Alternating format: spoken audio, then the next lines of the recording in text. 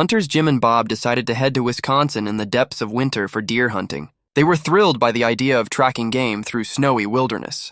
After miles of tracking a massive stag, they finally had it in their sights and felled it with a perfectly placed shot. Now came the hard part, dragging the deer across open, snow-blanketed fields toward their pickup.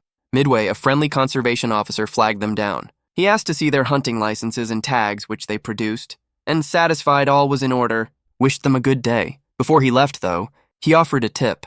If you haul the deer by its front legs instead of its hind legs, it'll slide more easily over the snow. You're not pulling against the fur's grain. Jim and Bob thanked the officer and adjusted their grip. Much to their relief, dragging the deer became noticeably easier. An hour later, Jim remarked, "That officer was a real nice guy.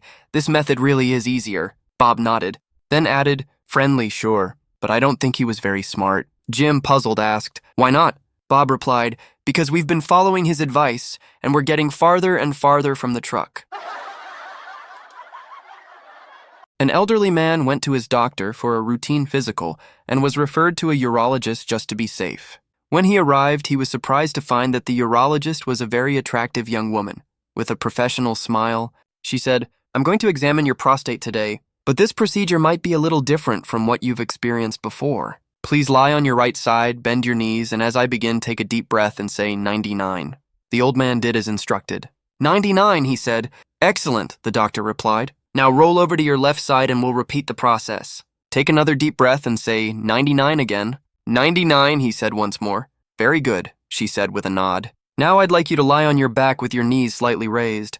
I'm going to check your prostate with one hand, and with the other I'll hold your package out of the way. Take a deep breath and say 99. The old man hesitated for a moment, then started counting. 1, 2, 3, 4. Tom said to Jerry, "Every time I cook with wheat, barley, or rice, my wife gets terrible headaches." Jerry asked, "Wow, really? That bad?" Tom nodded solemnly. "Yeah, I guess you could say she was really suffering from migraines." "Johnny, sweetheart, why do you look so sad today?" asked the teacher gently. Johnny looked down, his face gloomy. "My mom's at the hospital, and my dad's at the police station," he said quietly. The teacher's eyes widened with concern. "Oh no, that's terrible. Would you like to go home early?" Johnny nodded. "Yes, please."